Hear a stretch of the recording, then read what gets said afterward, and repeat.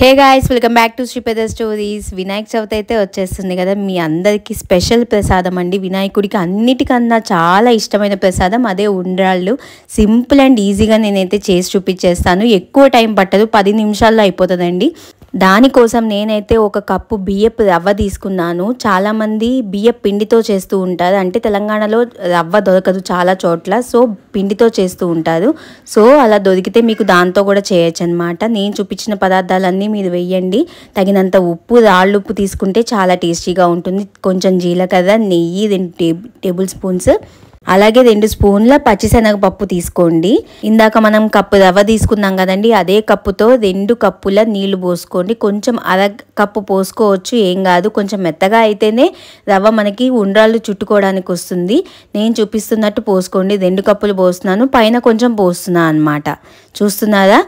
అలాగే ఫస్ట్ అయితే కొంచెం ఆ నీళ్లు మరిగినాక మంచిగా ఫస్ట్ అయితే పచ్చిశనగపప్పు మనం తీసుకున్నాం కదా 2 టేబుల్ స్పూన్లు, అవైతే ఫస్ట్ వేసేసేయండి. మరిగిన నీటిలోనే వేయాలి, డైరెక్ట్గా నీళ్ళు ఉన్నప్పుడు వేయొద్దండి. పెట్టినాక మరిగినాకనే మనం 2 టేబుల్ స్పూన్ల పచ్చిశనగపప్పు వేసుకుని 1 స్పూను జీలకర్ర, నేను చూపిస్తున్నాను కదండి, సేమ్ అట్లానే చేయండి, ఎగ్జాక్ట్గా మిస్ కాకండి.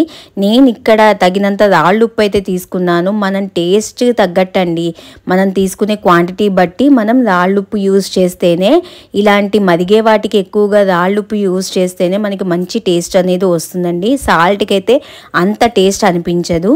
నేను చెప్పిన టిప్స్ అయితే మస్ట్ అండ్ షుడ్గా ఫాలో అవ్వండి. ఇట్లా మరుగుతుంది కదండి, మరుగుతున్న దాంట్లో 2 స్పూన్ల నెయ్యి అయితే వేసుకోండి. మంచి ఫ్లేవర్ అయితే వస్తుంది. మరిగేటప్పుడే మీకు మంచి స్మెల్ కూడా వస్తుంది అనమాట. అది ఆ అరోమా అంత బాగా వస్తుంది.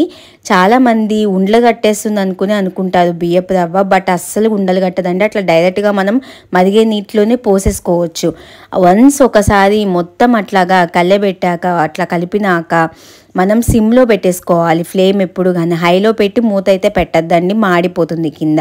సిమ్లో పెట్టి చక్కగా అది మగ్గేదాకా, అంటే ఉమ్మగిల్లేదాకా అట్లా మనం కింద చూసుకుంటూ ఉండాలి మధ్య మధ్యలో, కింద మాడిపోతుందా లేదా అన్నట్టు. అర్థమైందా? సిమ్లో పెట్టి ఫ్లేమ్ ఒక 5 to 10 minutes మనం వదిలేసాక చూసారా ఉండ్రాళ్ళ పిండి అయితే ఎట్లా రెడీ అయిపోయిందో. మనము బియ్యపు రవ్వతో చేస్తున్నామండి, గుర్తుపెట్టుకోండి. ఇంకా చూస్తున్నారా, ఉండ్రాళ్ళ పిండి అయితే రెడీ అయిపోయింది. వన్స్ ఉమ్మగిలినాక అట్లా మొత్తము గంటతో కలుపుకోండి, చల్లారనివ్వండి. చల్లారినాక మనము వేడి మీద మనం ఉండలు చుట్టుకోవడానికి కుదరదండి, మన చెయ్యి కాలుతుంది అనమాట. కొంచెము చల్లారనిస్తే మంచిగా నెయ్యి రాసుకుంటూ చేతికి తగినంత మంచిగా ఉండలు అయితే చుట్టుకోవచ్చు అండి. చాలా అంటే చాలా స్పెషల్ ఈ వినాయక చవితి ప్రసాదం అయితే. కొంతసేపు మూత పెట్టి ఉంచుకోండి. చూస్తున్నారా, అట్లాగా చక్కగా ఒక రౌండ్ షేప్లో వినాయకుడికి ఎంతో ఇష్టమైన ఉండ్రాళ్ళు ఈ విధంగా చేసి పెట్టండి. తప్పకుండా మీరు కోరుకున్న కోరికలన్నీ నెరవేరుతాయన్నమాట.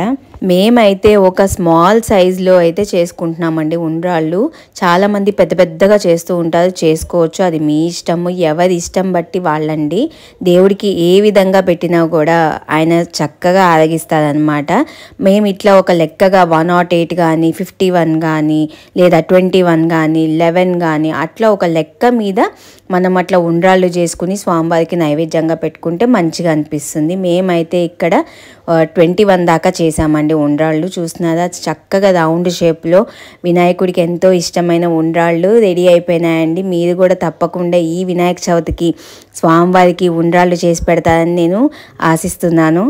మనం ఏ పనైనా నిర్విఘ్నంగా విజయాన్ని సాధించాలంటే ఫస్ట్ వినాయకుడినే కదండి మనం కొలిచేది. అలాంటి వినాయక చవితికి స్వామివారికి ఆయనకి ఇష్టమైన ప్రసాదం చేయకపోతే ఎట్లా అండి? తప్పకుండా మీరు ఇదైతే ట్రై చేసి స్వామివారికి పెడతారనుకుంటున్నాను. మరెన్నో ఇంట్రెస్టింగ్ రెసిపీస్తో మీ ముందుకు వచ్చేస్తుంది మన శ్రీపద స్టోరీస్. తప్పకుండా నా ఛానల్ని please do like, share and subscribe చేసేసుకోండి. Until then bye, thanks for watching.